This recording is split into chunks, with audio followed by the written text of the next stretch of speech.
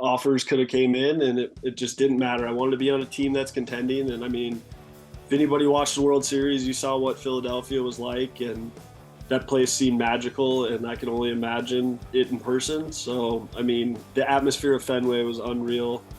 Best atmosphere I've ever pitched in, especially to be able to do it for a whole year. That was unbelievable, and I'm sure the energy in Philly after the year they've had is going to be easily matching that. This game was built as a gentleman's game. Keep it that way. Like that's what it is.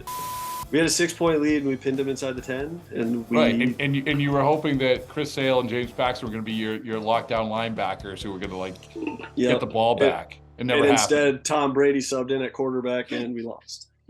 So baseball is not boring in large part because of people like our next guest, Matt Strahm. And I mean that from the bottom of my heart, Matt, from the bottom of my heart.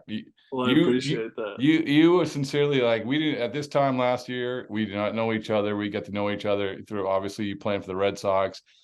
And, there's a lot of things that I think that, and we talked about, but, some serious stuff, some not so serious stuff. But, I think that the bottom line is when we talk about sort of this cause and this narrative is that you are of the mind, you are at the top of the list of people that I've met and say, hey, listen, you know what? I just like the game, man. I care about the game. I care about the game from opening up baseball cards to changing rules to what it's like to be like the passion that's on the field. You just like the game, right? I mean, that's exactly what it comes down to. Yeah, and I mean, honestly, even going back to baseball cards, I collected cards as a kid, but there was a point where I got out of it because I was so absorbed in the game itself. I was at the ball yard every day. Every day I could be growing up in North Dakota, but I was absorbed in the game. I never was sitting on my couch watching the Minnesota Twins play because I was always playing. I mean, we were playing until the streetlights came on, and then it was time for dinner, and you knew that. And then maybe if the streetlights were good enough, maybe, but probably not. And then we were playing MLB The Show, or MVP, I think is what it was called, on our PlayStation after dinner. Tecmo was my era. So the game, like I said, I've given it my all, and I love this game, and I just love watching it be played, and I don't think it needs to be touched. All right, we'll get to that. All right. Yeah. Yeah. So, which by the I will get to that. I don't want to get sidetracked. Yeah. So part of this reason is that since this is a national podcast, one of the things that I want to use this as an opportunity is you have a new fan base. I mean, you have a new fan base. Yeah. Congratulations, first of all. Thank you very much. That's a hard-earned, well-earned deal with the Philadelphia Phillies 2-year deal. So let's start there. When you go into last year, if people don't know, you're coming off an injury with the Padres. You have a tryout or you have a showcase. You throw the ball really well. You designated that as the best bullpen you ever threw in your life, right? Yep. When was that? That was at the end of right after the lockout, right? 3 days, but yeah, the day after the lockout. Day after the lockout. So the Red Sox say, "Ooh, this guy, he's something else. Looks like his stuff is really good. He's bounced back." And so they signed you to a 1-year, $3 million deal. It really works out. And not only did it work out, do I have the proof because of your numbers or because I watched you pitch, because of all that, but because of where you landed in regards to the deal that you got. Just before we came on behind the scenes, Rich Hill just calls, right? Rich Hill calls, and Rich had not an exact same story, but a similar story in the sense of he went through, he had a great year. He had the 1-year deal with Oakland, and then he gets the deal with the Dodgers. You take advantage of what you have, and that's exactly what you did. So, looking at when you came out of the season ends with the Red Sox, what was your mindset heading into free agency? Because this is a world that you probably hadn't lived. Was there any anxiousness? Was there excitement? What was it like? I would say all of it. You know, I first and foremost, like 21st rounder, got to where I got. And then to be in free agency, it's like obviously you want to maximize this window you have to earn money in this game and do all that. So you want to maximize that. But the utmost important thing to me is contending. Again, goes back to the why do we play this game? Mm-hmm. Yeah, everyone will roll their eyes at me when I say I'm not playing it for my bank account. But I want a ring on my hand more than I want to see how much money I can get in my bank account. That's from the bottom of my heart. That's what it is. And like going into free agency, it was like you can look across the board, and I mean where the league's at and what teams are doing. Over 50% of them weren't even on my board because of what they're doing. And again, like it offers could have came in and it just didn't matter. I wanted to be on a team that's contending. And I mean, if anybody watched the World Series, you saw what Philadelphia was like, and that place seemed magical, and I can only imagine it in person. So, I mean, the atmosphere of Fenway was unreal. Best atmosphere I've ever pitched in, especially to be able to do it for a whole year. That was unbelievable, and I'm sure the energy in Philly after the year they've had is going to be easily matching that. So, So, midway through the year, I don't know if you talked to Ken Rosenthal or whatever. They came out that, hey, you want to maybe introduce the idea of being a starter. So yeah, let's clear that up, because it was well, that was and when it was presented, okay, that makes sense. He's got the stuff, he's yeah, got the repertoire, like, okay. And by the way, starters usually make more money than relievers right, too, right? exactly.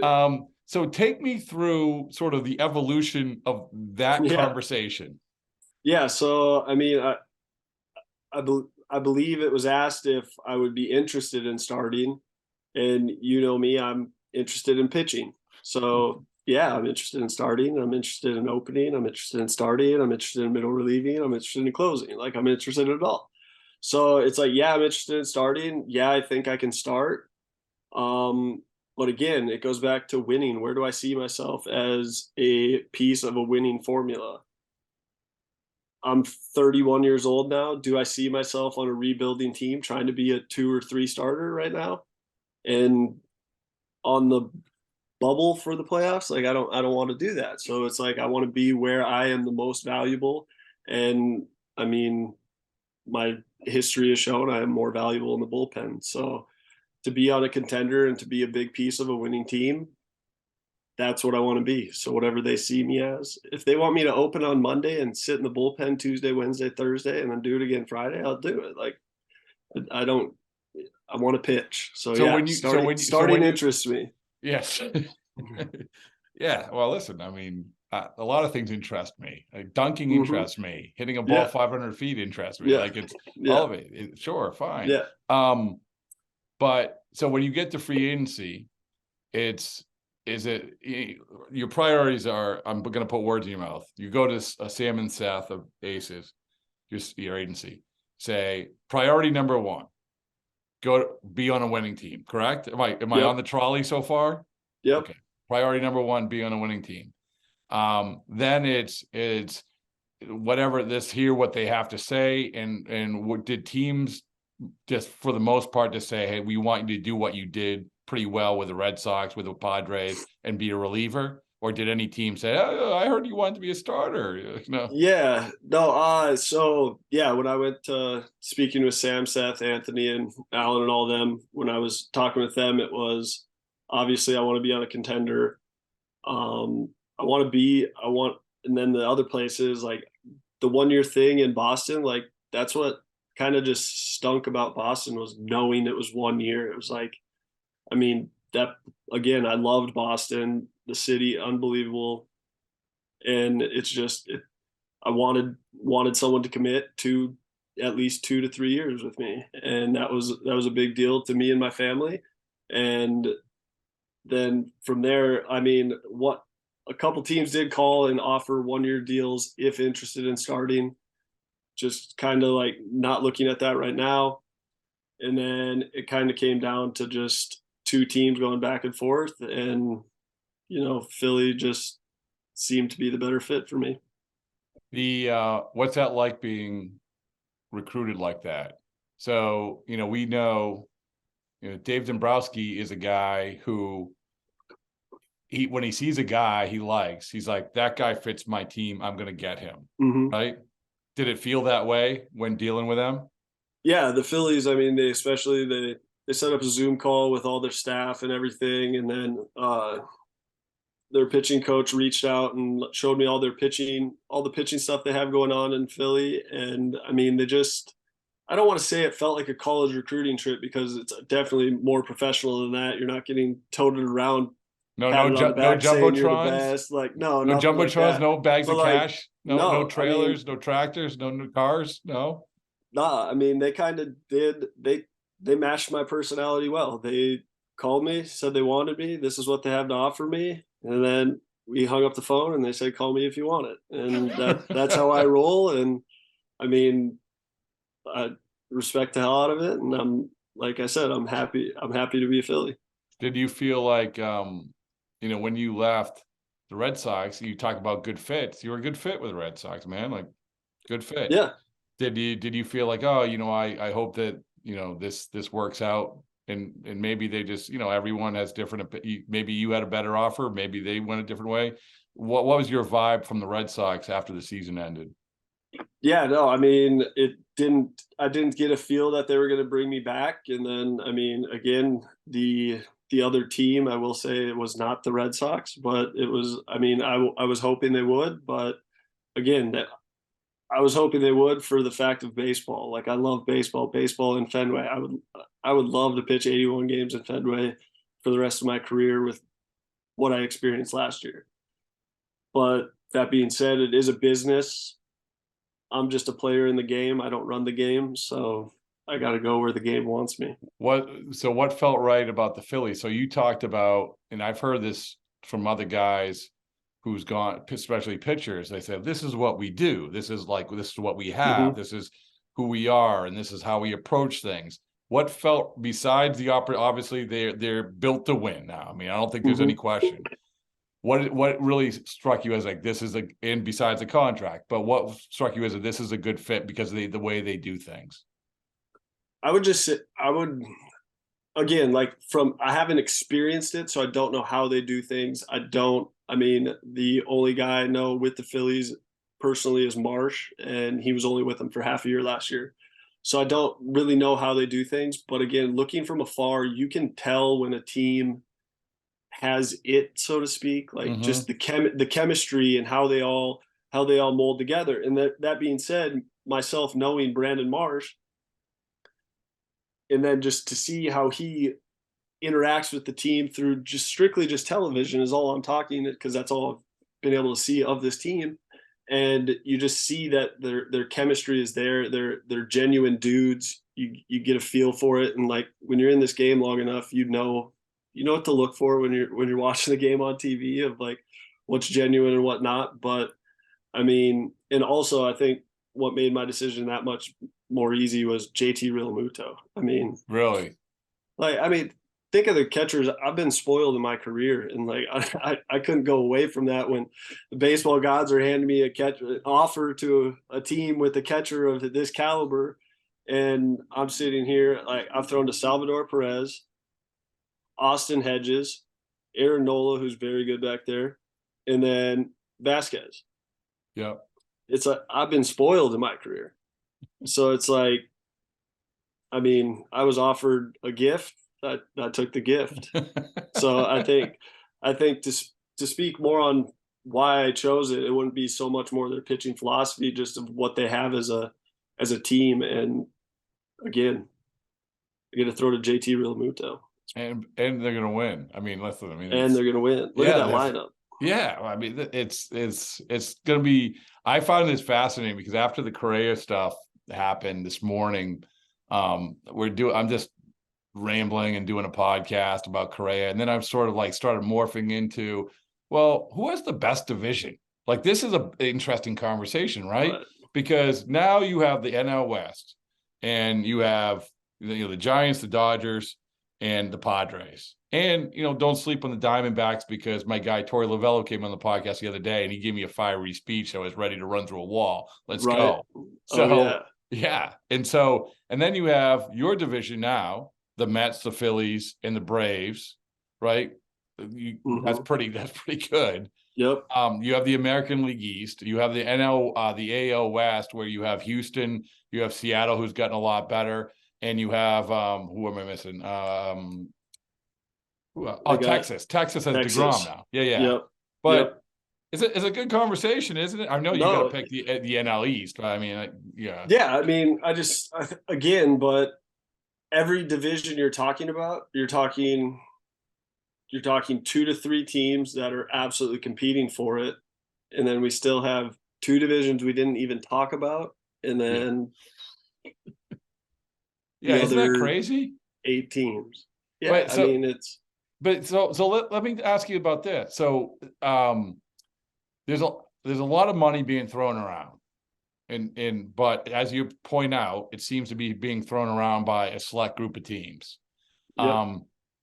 And I remember having a conversation with JD Martinez a few years ago, is after the CBA, the last CBA, not this one. And he was saying, like, we prioritize the wrong thing. We prioritize bus rides and off days, and we're getting screwed over in free agency. And now you flip it to this, and everyone's spending money, but. And that was the quote where he said, 80% of the teams aren't trying to win. Now, the 80% of the teams might be like 50 now, but they're still 50. Right. But it was 80% when how many teams made the playoffs, and now it's 50% when how many teams make the playoffs. So, right, exactly. And again, I don't know too, because I personally thought with the more playoff teams, I guess just foolishly thinking and being a fan of baseball, more teams would go for it at the deadline, like fully go for it. Mm-hmm. And it was like, you didn't see that. And like, even look at Boston. Do we still know what we did? Like, no, like that's what I'm saying. Like, I don't know, like the game. Was that, I have to ask, because you said that, was that the feeling? Like, do we know if we're going for it or not? I mean, I don't think it was at the time, because obviously Sale was still coming back. There was a chance of Paxton still coming. So like, it still felt like, okay, if we get these horses, like we could 100% do it.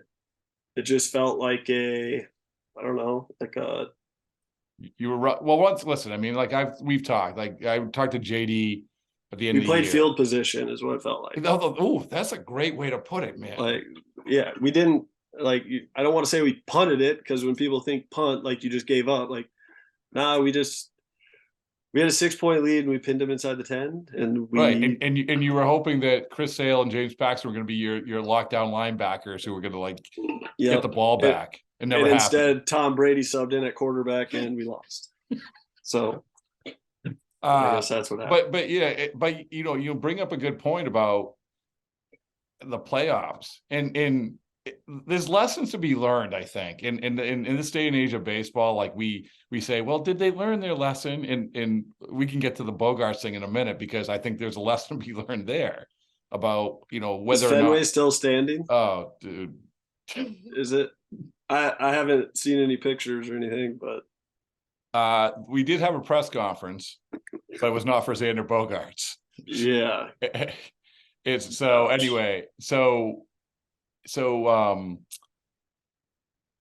when you talk about the now I totally you got me the playoffs. The playoffs. Yeah. Oh yeah. So playoffs, where you had the Phillies actually, the lessons to be learned were, okay, the Phillies sniffed it. They were sniffing the playoffs, and Dave Dombrowski, this is what he does. If he sees the opportunity to go for it, he goes for it. Boom, there he is. He went for it and it paid off. Sometimes it doesn't, but that's his MO, and that's what he did.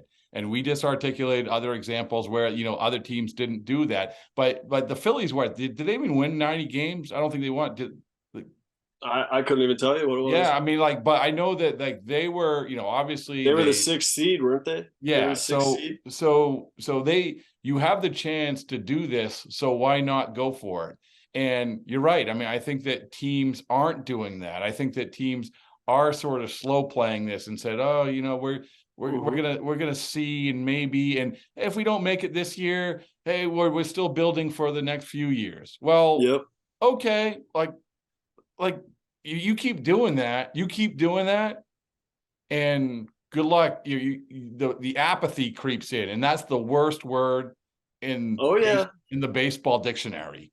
Yes, Apathy. but I mean, I hate to say it, the best GMs will sell the future because they always have the future to sell you on. Like it's the future. Like we're gonna get better. We're gonna get better.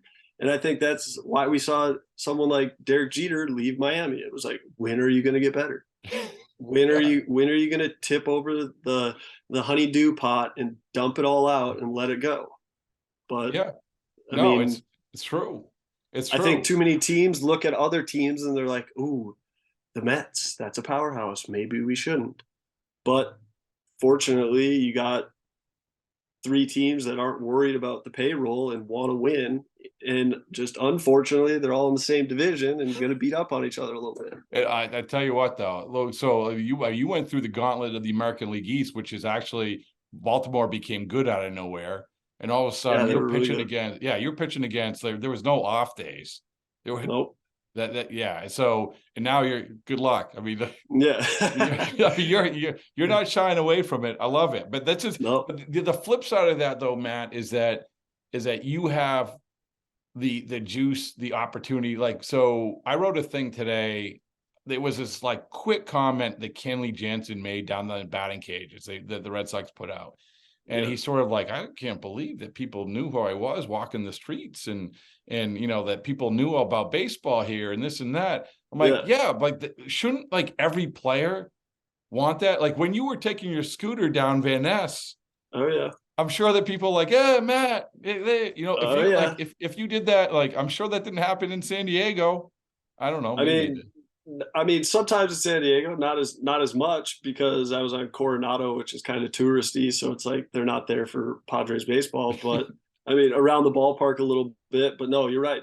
I mean, Boston was an unbelievable baseball town. That's what it is. It's just, I mean, it's a sports town to be honest, but they know all their sports, and But isn't it's that's what you're gonna get in Philadelphia? And isn't that what you want? And this is that's but that's again that goes back to why you play the game. Like I necessarily don't want to play. Like I don't want to be out to eat with my wife and daughter, and five people will be like, "Hey, that's Matt Strahm." Like I don't like that. But like, yeah, going to work or like I don't know, wearing a baseball hat, like and being recognized, like yeah, that's we play it for the energy of the game. I don't know how to explain it. Like again, I don't you want play it people for you want hey recognition listen brings. listen It's I wish everyone could experience it. you want people to care, and you want the people to care as much as you care. Yeah.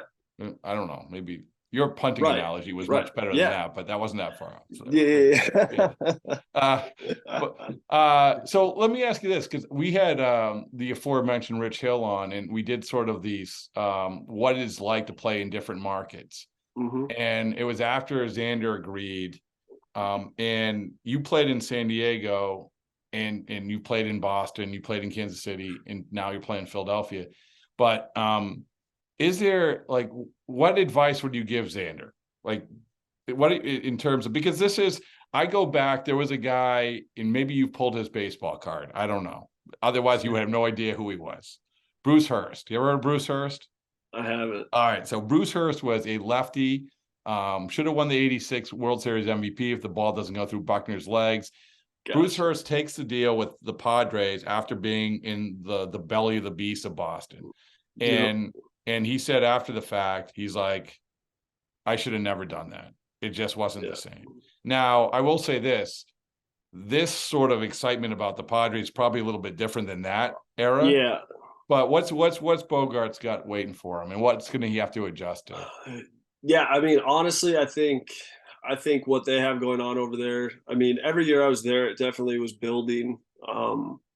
The first couple years, it was, I mean, anytime a big market team was in town, we were the visiting team in the stands essentially. But no, I mean, Do you think he'll like it? You know Xander. I mean, you've been around. I mean, it's not, and yeah, this isn't dude, saying I think like he'll he's a like it. bad person Like, or like some personalities fit yeah, communities. no, yeah, I just want to be careful with my words here because, like, Okay, I that's don't want fine. to, That's yeah, I good. don't want to, it's, You want me to you're retract the right. question or No, not at all, not at all. okay? Because you're right. It is different baseball, and Xander has played at the highest level, but he's going to be fine playing wise. The energy he feels, I undoubtedly think, and this is my opinion after playing in Fenway 1 year, but that dude won 2 rings there, right? Yeah. Yeah, two. And like I could only imagine like he's gonna miss that feeling a little bit for sure. And we're For not sure. talking about the playoffs are different, but we're talking Yeah, about 100%. you were talking about 81. You know, Yeah, 80. the first 81 at, yeah, the 81 at home, like, I mean, it's gonna be a little different. It's gonna be, who we kidding? It's gonna be a lot different. Like I mean, it is. Yeah. But Xander, I think Xander 100% will be fine. He's an unbelievable gamer and professional and does his thing. So I think he'll be Were fine. you But he'll surprised? definitely miss the energy. You know, Oh, so many people my, were yeah, so many people were like, you know, even on the team. I remember Sale said in spring training, we got to re-sign Xander. You know, we had this and that. Were you surprised at the end of the day? You know, you can say now because you're on another team, doesn't make a yeah. No, difference. I Were mean, you yeah, surprised he left? yeah. I mean, yeah. My jaw hit the floor when I saw that he signed with the Padres. I was like, what? I was like, no way, dude. Like, well, I mean, yeah, it is what it is. That's, again, I'm not even going to play. I'm not even playing in Boston next year, and it's sad to see Xander leave Boston for sure. Does it? You guys had a ton of free agents. That's another interesting conversation which we had, like what that dynamic is like. What was that dynamic like? You got, I In the don't ever, clubhouse. yeah, I don't, I've never covered a team with that many notable Yeah, free agents. yeah. No, I mean, it was, again. I think every that was the most professional set of dudes I've ever played a season of baseball with, and I think everyone, most of those free agents, it wasn't their first team that they were with, anyways. So, I mean, Vasky and Xander probably were the only two. So it was, I mean, they'd been through it before, and I mean, again, that was a great group of guys. I'll never forget that season. That was the best last place season I've ever had in my life. Put it on the bumper stickers. Yeah, yeah. Yeah. Give me um, that T-shirt. but I tell you what, um, you left an impact on that clubhouse. You left the impact on the field, and because of it, like again, it's good for you. The great story and great success story, and I'm happy that you get that deal, and I'm happy you landed in a place that I think that not only that you are going to enjoy, but they're going to really enjoy. Like to the people in Philadelphia, I think you're Yeah. going to become a fan favorite. But you don't have to comment on that. No. I'm just going to say that. Dope. Appreciate it. But you also like, this is another bizarre thing, not bizarre, but a notable thing. Like when you signed, it was like you do the Google search and Matt Strahm, and you get the YouTube channel of like opening Yeah. cards and Yeah. stuff like that. And we've talked about that. But I can honestly say, I don't think that other than Fortnite going back in the day, like when everyone was playing that in the clubhouse, Yep. I don't think any time I've seen with so many guys in the clubhouse picked up on something and really fell in love with it like they did where, hey, this breaks some packs, right? I mean, Oh yeah. I mean, this is what we talk about, the message of baseball not being boring and the roots and the love and play and everything else. And this is what we hope that baseball cards do. But I can tell people, like the jaded people, saying these are millionaires and they're just polishing their money at their lockers all the time. No, I mean, I can tell No. you that they are like super excited to open up baseball cards, right? Oh, no doubt. And I mean, my credit card statements can attest to how much we did that because I mean, usually what I do is I will buy like half a case of whatever it releases. It's usually anywhere from 4 to 8 boxes. And I usually will bring them and I'll have them in my locker and I'll just have them there for whenever I want to do like one of my YouTube stadium pull opens. Hmm. But having them there in the locker, it was like lottery tickets to these dudes when they would walk by and they'd be like, Strom, what can we get in that box? And I'd be like, I'd tell them like some of the top autos in the checklist. They'd be like, let's rip it, let's rip it. And I'm like, guys, like this is like a $200 box. There's only 4 cards, and they're like, no, I don't just want to rip it to rip it. Like, let it sit there. Come on, let's do it, let's do it. And then I would fold like a chair and just, yep, okay, let's open it. And then Who? we all So opened it, and give me the eventually they guy. started buying them. Yeah, give me the guys who like became. Yeah, so most of them were actually pitchers. I guess we have most of the downtime, but Tyler Danish got into it pretty good. Ryan Brazier, he got into it, and Well, his boy I actually was got there into it. when he made $1,000. Oh Like, yeah, he right hit when a he pulled one on one the Bob a 101 Bob Gibson. right, which is worth what? I mean, it's like at least a I thousand mean, dollars. it's like yeah, it's like anywhere from like probably six. It all depends on like you could find the Bob Gibson collector, and then it's a $1,500 card to him, or it's Ooh, damaged and bent on the corner and it'll be an 8, so it's a $600 card to someone else. Like it's but Brazier's just sitting cards there. cards are artwork, so it's so hard. Like when people talk value, it's like sure, a simple base card of like O'Neal Cruz, like his base card that just there's thousands of these, yeah, there's a value to this, but when you get a 101, what's the value to it? All I know is that everyone was tremendously excited. Yeah, we were jacked. It was his first 101 he ever hit, which is like that's awesome to pull. I mean, I've been fortunate enough to pull. I think I've pulled 3 of them, but it's nuts. And I mean, Tanner Houck got into it. Whitlock got into it a little bit. I kind of I kind of yelled at him one day. We were doing cards, and these were Bowman Chrome cards, and this is like the ones I like to collect, and I prospect them or whatever. I just put them away forever. Don't look at them until like 10 years later and see who panned out, kind of thing. And so like I like to keep them nice, and like everyone's asking, can we open one? I'm like, sure, go ahead. And Whitlock's opening one, and like he opens it and he just like sets it in his hand like face down and like holds it like a card of decks. And I'm like, Whitlock, what are you doing, dude? Like, just hold them on the side. Like, I kind of barked at him, and Whit never wants to do anything wrong, so he's like, oh. He just set it down. He's like, I won't open any. I was like, no, dude, open some. Just treat them like they're cards, not playing cards. Like, I I don't would know, like it's like collectibles. the evolution of Garrett Whitlock is like a Yeah. 15 point story. Um, Uh, so in 10 years when you retire, um, tell me how much or like to say this. What's your goal? Not baseball wise, but 10 yeah. years when you retire to say that we. Well, it's got to be at least 11 because I told Rich I'm outdoing him. Oh, really? So He's going to 50.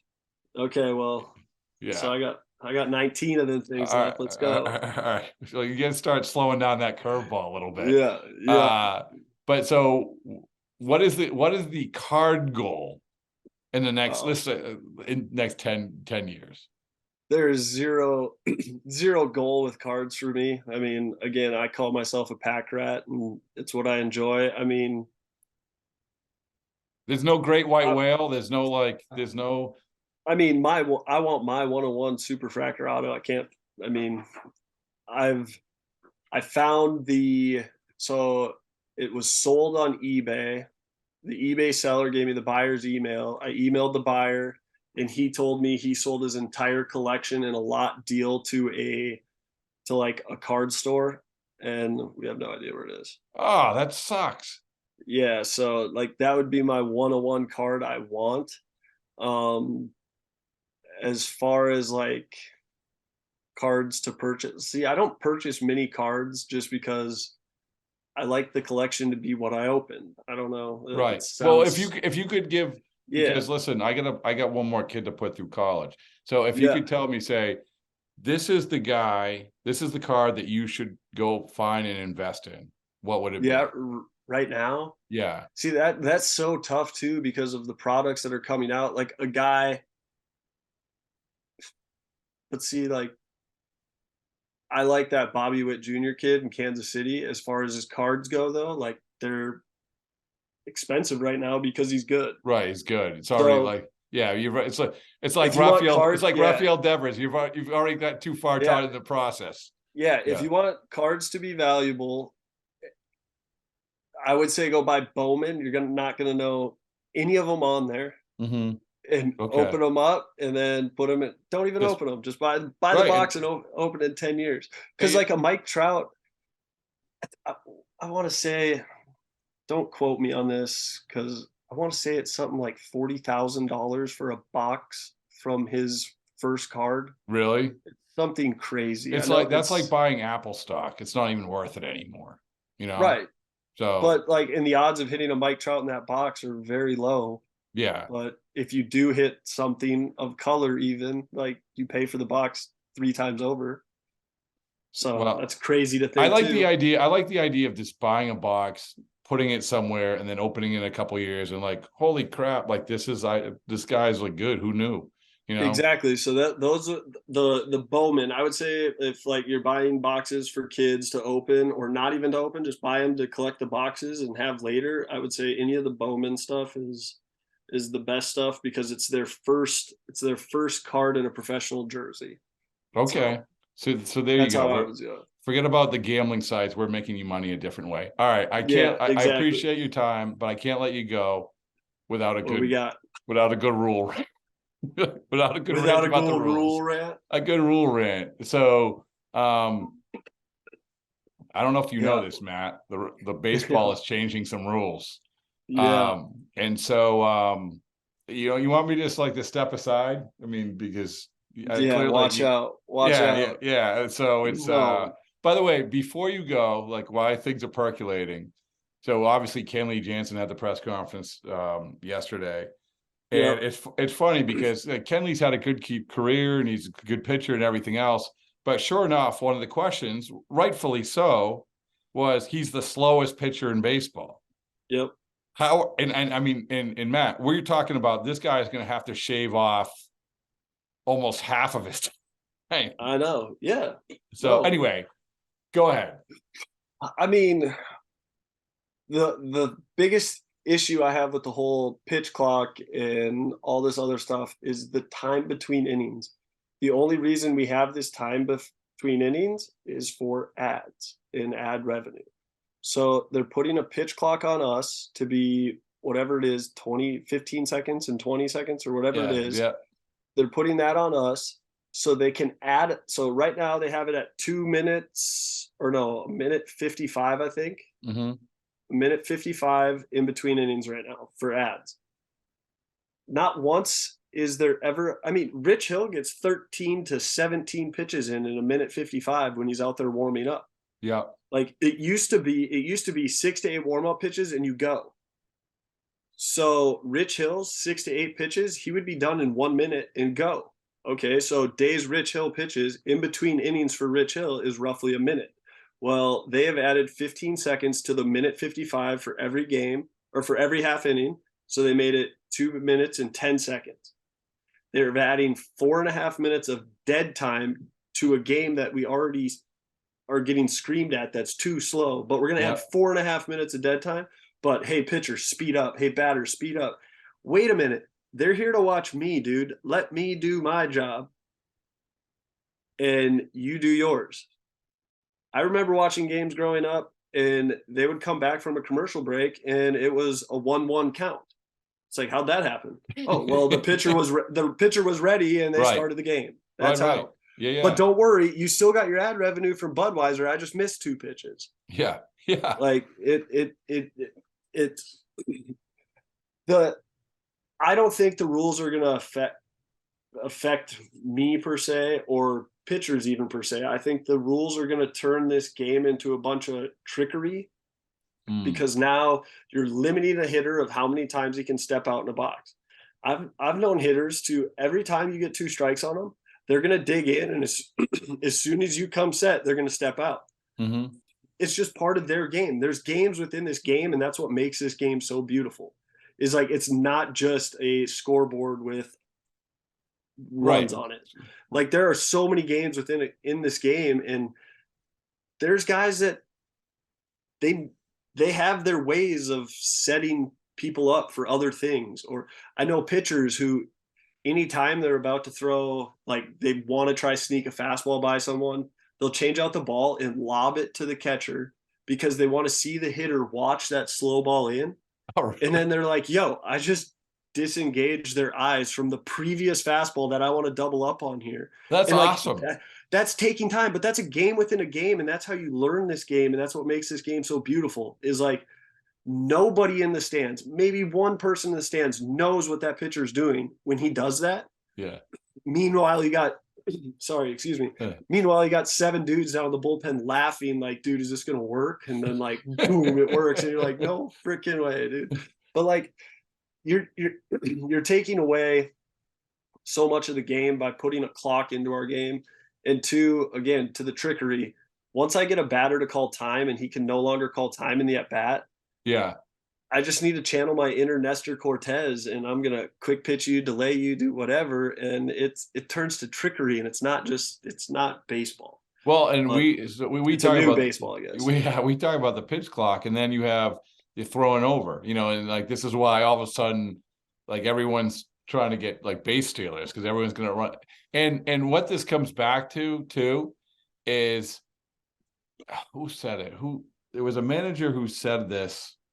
But it was like the playoffs. Like we're totally discounting this, and this is one of the, Zach Scott came on after, and he was like, Yeah, you had talked to me about this, and Zach Scott, like he was in the minors, so he knows. He's like, and one of the things he said is like, listen, I was in the minors. Yeah, sure, it works, but it works in a minor league game when nobody really cares about innings 7 through 9. And then you get to with baseball, like holy mackerel, can you imagine this in the postseason? Like that's another like these are high stakes. yes. Are we gonna have a World Series decided on a pitch clock violation that walks in a winning run? I mean, Are we gonna end a championship season on a non-competitive play? and then Like no, like yeah, and then it speaks to, well, how are the umpires going to treat this? Because hitters, as much as it affects hitters, it's going to affect I'm saying pitchers, it's going to affect hitters. yep. And then the hitters they're going to say, well, be ready with 8 seconds, 9 seconds left. What are you talking about? I make $20 million. I've been doing this for 15 years. Don't tell me what to do. Yeah, exactly. I mean that this isn't the But then they're minor. gonna call strike one on them. Right. Well, and that's what they did in the minors. And but this is Exactly. that's the minors. This is like guys who have created careers about Yes. doing it a certain way. And you're so I don't know, man. Like I just come back to like the importance, especially when you get the postseason. You have a great point. Like, Yeah. are the umpires, because what happens too in baseball is that the umpires start really strong and then it Yep. sort of drifts off. The first Well, example was there's still a rule where hitters aren't supposed to take both feet out of the batter's box, and they do it all the time. But that yep. rule is like gone, even though it's a rule.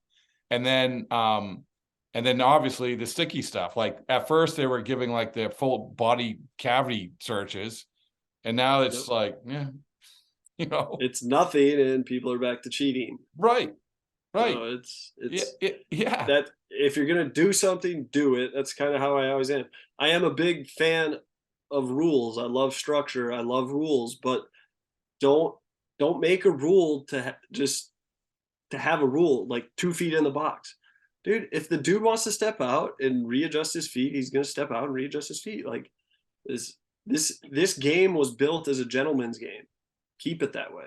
Like that's what it is. I like that. That's a good quote. Excellent job. Yeah. But hey, listen, we'll all adjust, and you get to be in beautiful Clearwater, Florida, in just a Yep. couple. I mean, Yep. that's Yeah. not a bad place. Clearwater's a Nah, nice place. it's not Arizona, but Oh well, yeah, you're it's an fine. Arizona guy, right? You throwing yet? Yeah. Oh yeah. Oh Oh yeah. really? Now yeah, I'll start bullpens here in in about.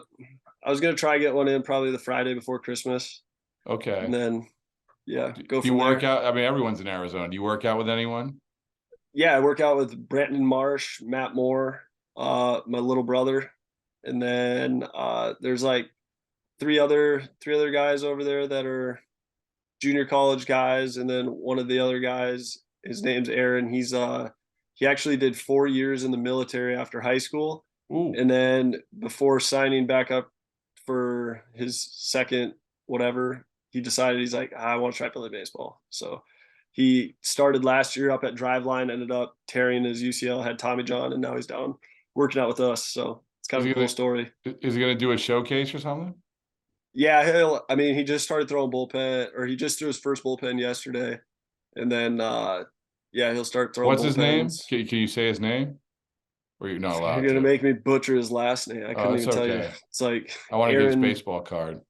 Yeah, one day you'll get Yeah, it. I'll get yeah. it for you. No, it's a good It's story. I think, it's like yeah, no doubt, no doubt. and by the way, you are I don't know if you'll be able to make it because won't be in Arizona, but you are formally invited to the book release party because you are in the book. Right on, I right mean, on. Well, I you are an appreciate it. author. You are an author. You Yeah, are you are an author. I might have to have my brother make a guest appearance for me then. He's invited as well. Listen, Right on, I'm the Kellys are throwing the party. I have nothing to do with it. So right there. on. All Well, right, all good right. deal. Well, hey, listen, Matt. Happy for you, and I always appreciate you taking the time. Thanks so much, man. Thank you. You have a good one. All right.